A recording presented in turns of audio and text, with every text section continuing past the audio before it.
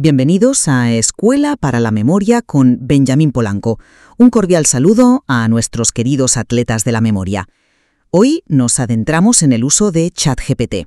Vamos a explorar cómo optimizarlo y también cuáles son sus límites fundamentales, todo a partir del material que hemos analizado juntos.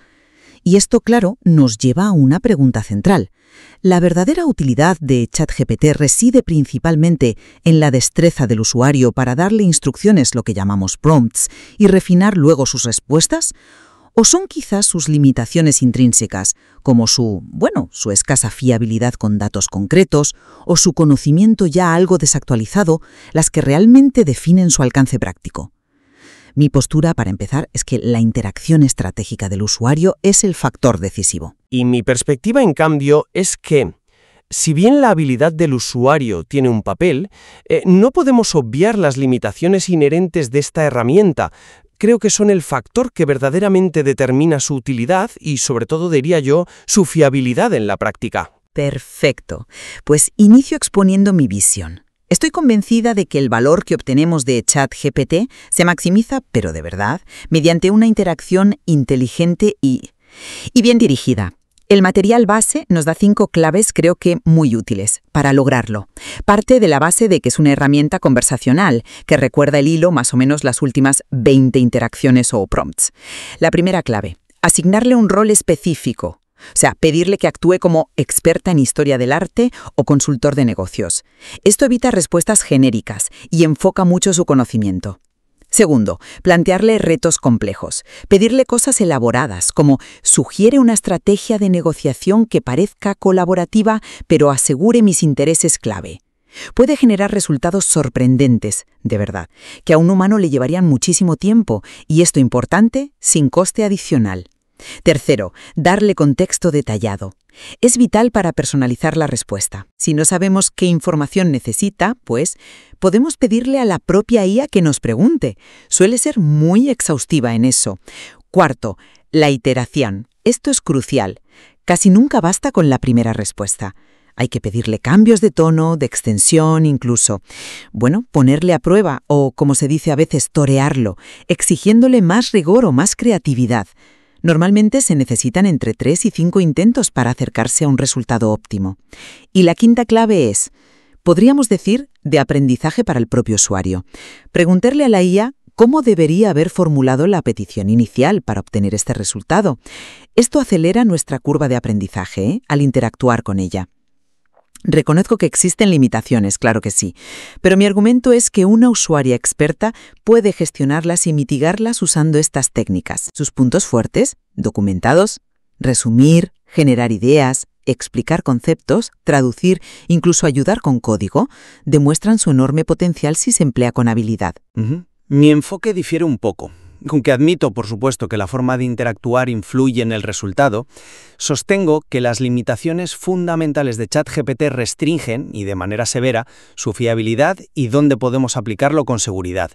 Da igual lo bien que formulemos el prompt, en algunos casos. El propio material que analizamos es bastante explícito en esto. Primero, sobre datos fácticos. Señala que es muy malo y no es confiable. Tiende a inventar información, a dar datos falsos con mucho aplomo. Como el ejemplo citado de atribuir incorrectamente la fundación de empresas a personas que no participaron, como Santiago Bilinkis. Segundo, se equivoca sistemáticamente al generar URLs, simplemente porque no son predecibles algorítmicamente. Tercero, sus habilidades matemáticas y lógicas son, por ahora, deficientes. Falla en acertijos lógicos sencillos y llega a justificar respuestas incorrectas, lo cual es peor. Cuarto, un punto crítico. Su conocimiento está congelado, entrenado con datos hasta 2021. No puede informarnos sobre eventos recientes como quién ganó el Mundial de Qatar, aunque parece que ahora al menos advierte sobre este límite temporal, ni analizar temas actuales como la evolución económica reciente de un país. Y quinto, quizás el aspecto más definitivo. Su diseño busca generar texto verosímil, que suene creíble, no necesariamente verdadero. Y esto no es un fallo puntual, es una característica de diseño fundamental. No son meras deficiencias que un prompt ingenioso pueda solventar, son parte de su naturaleza y exigen cautela. Limitan su uso fiable para cualquier tarea que requiera precisión factual, razonamiento lógico riguroso o información actualizada. Esto, pues, plantea cuestiones importantes sobre la confianza que podemos depositar en sistemas como este. Comprendo la preocupación por la fiabilidad, ¿de verdad? Pero veamos cómo interactúa esa limitación con la habilidad del usuario. Tomemos tu primer punto, la fiabilidad fáctica y la asignación de roles. Mi argumento es que pedirle que adopte un rol como experta en botánica ayuda a acotar su vasto conocimiento enfocándolo en un dominio específico. Esto no garantiza la perfección, claro, pero sí mejora la calidad y la pertinencia de la respuesta dentro de ese campo. Actúa como una especie de filtro inicial. Vale, pero no persiste el problema de base. El ejemplo de Bilinkis, donde se le pide información biográfica, un rol implícito, digamos, de conocedor de figuras públicas, y falla estrepitosamente inventando datos, pues sugiere que asignar un rol no elimina esa tendencia a la invención. Podría actuar como un convincente experto en botánica y aún así inventar detalles sobre una planta o su historia. Su objetivo principal, la verosimilitud, parece primar sobre la verdad factual incluso dentro del rol asignado. ¿Podemos realmente confiar en que el rol asignado garantiza la veracidad de los datos específicos que proporciona? El material sugiere que la respuesta es no. La plausibilidad sigue siendo su guía. Reconozco esa tendencia a la invención, sí. Es un aspecto documentado y que el material subraya claramente. Pero aquí es donde la pericia de la usuaria entra en juego de forma decisiva. Una usuaria experimentada no acepta la respuesta como un hecho incuestionable, sino como un punto de partida, como un borrador. Utiliza la IA más como un asistente para generar ideas, un primer redactor, un sintetizador de información, pero siempre manteniendo una postura crítica y fundamental, verificando externamente los datos cruciales. Además, la iteración, la cuarta clave que mencioné antes, es fundamental aquí. Si detecto una invención o un error, puedo indicárselo en la siguiente interacción. Oye, la información sobre X es incorrecta, en realidad es Y. Por favor, revisa tu respuesta anterior considerando esto. Se convierte en un diálogo, un proceso colaborativo donde la usuaria guía y corrige. No es una simple consulta a una base de datos estática. Ya, pero esa necesidad constante de verificación externa y corrección, aunque posible, ilustra precisamente la limitación inherente. Requiere un esfuerzo adicional considerable por parte del usuario, lo que, pone en duda la eficiencia real de la herramienta para tareas donde la precisión es un requisito no negociable. Pasemos al segundo punto de contraste, la complejidad. Mencionaste que plantearle tareas 10 veces más difíciles genera resultados sorprendentes, como elaborar propuestas complejas o incluso generar prompts para otras IAs. Exacto. Y lo interesante es que abordar esa complejidad no supone un coste extra para la usuaria, ni en tiempo de espera ni económico. Puedes pedirle que desarrolle un esquema detallado para un ensayo argumentativo complejo, que compare dos teorías filosóficas desde una perspectiva particular, o que genere múltiples borradores de un correo electrónico delicado. Tareas que a un equipo humano le llevarían horas de deliberación y escritura. ChatGPT puede ofrecer un punto de partida sólido en segundos.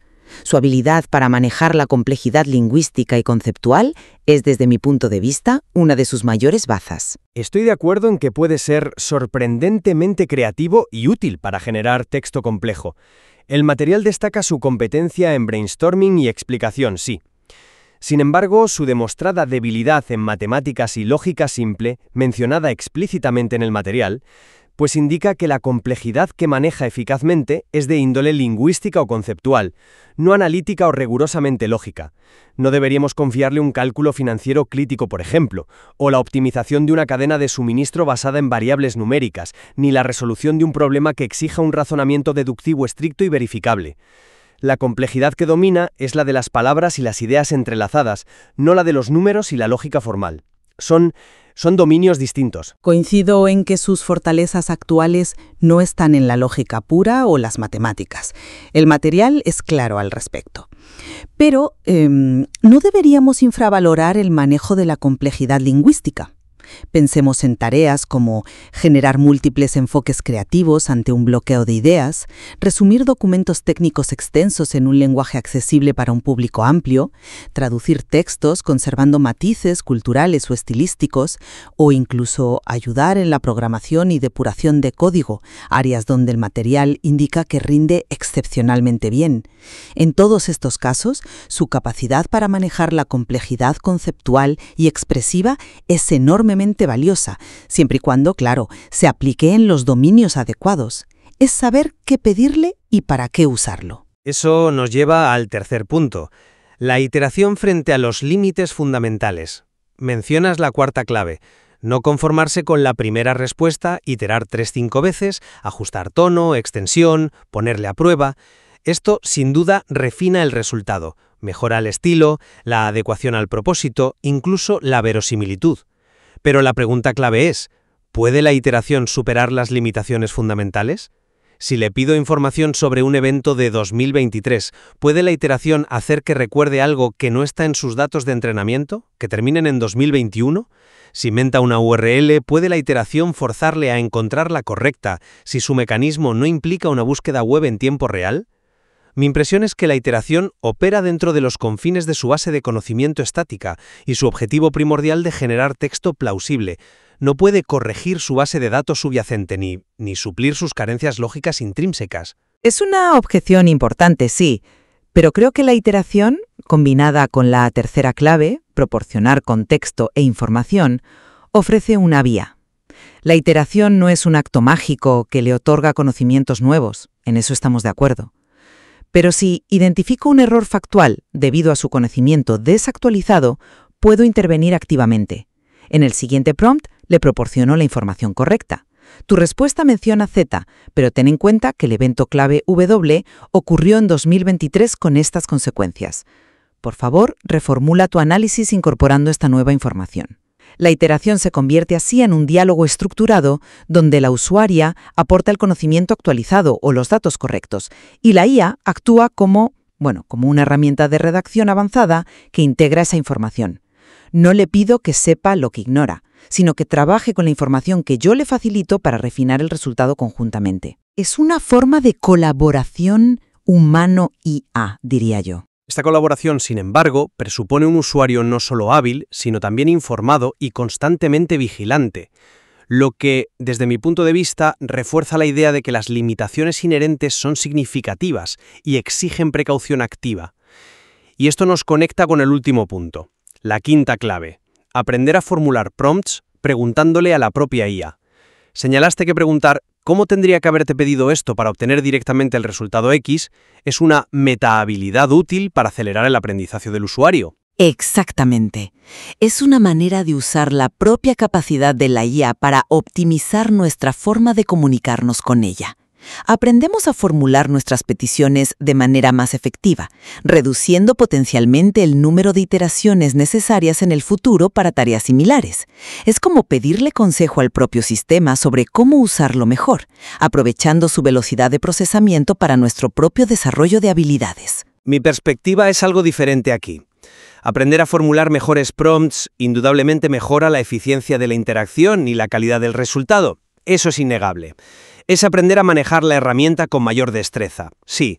Sin embargo, esta habilidad mejorada del usuario opera siempre dentro de los límites de lo que la herramienta es capaz de hacer. Un prompt perfectamente formulado no actualizará su base de datos más allá de 2021, no le conferirá una capacidad de razonamiento lógico-matemático robusta que no posee de raíz, ni cambiará su diseño fundamental orientado a la plausibilidad por encima de la veracidad. Es como aprender a usar un martillo con una precisión exquisita. Podrás clavar clavos perfectamente, ¿vale? Pero eso no convierte al martillo en un destornillador ni le permite realizar tareas que requieran atornillar. Estás optimizando el uso de una herramienta con capacidades y limitaciones inherentes y, por ahora al menos, fijas. Entiendo la analogía, sí.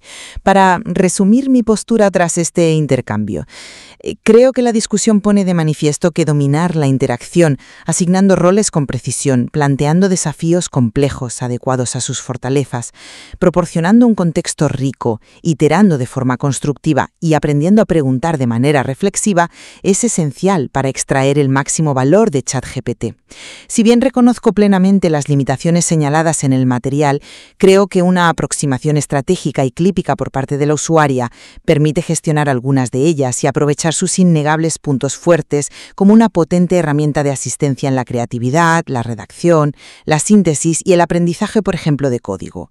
La clave reside en la habilidad, el enfoque crítico y la consciencia de la usuaria sobre para qué y cómo usarla. Y resumiendo mi perspectiva, creo que ha quedado claro que, a pesar de la innegable utilidad de una interacción experta como la que describes, las limitaciones intrínsecas de ChatGPT, Su documentada falta de fiabilidad factual, sus carencias en lógica y matemáticas y su conocimiento anclado en el pasado definen fronteras claras e importantes para su aplicación segura y eficaz en muchos ámbitos.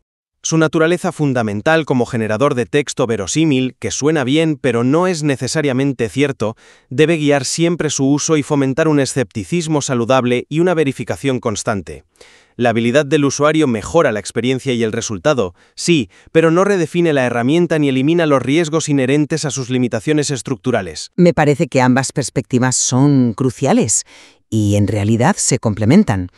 Para utilizar ChatGPT de manera responsable y efectiva es tan necesario desarrollar habilidades de interacción sofisticadas, como las que hemos discutido, basadas en las 5 claves, como comprender profundamente las limitaciones inherentes que tú has detallado con precisión. Estoy de acuerdo. El material analizado nos lleva a esa conclusión. Estamos ante una tecnología con un potencial innegable en ciertas áreas, pero que exige imperativamente un usuario informado, crítico y consciente de dónde terminan sus capacidades reales y dónde empieza la necesidad indispensable de verificación, juicio humano y, responsabilidad. Queda mucho por explorar sobre cómo navegar esta dualidad inherente en la práctica cotidiana y en el futuro de la interacción humano-máquina. Y recuerda que en Escuela para la Memoria Benjamín Polanco estamos para ayudarte a desarrollar tu supermemoria en 24 horas.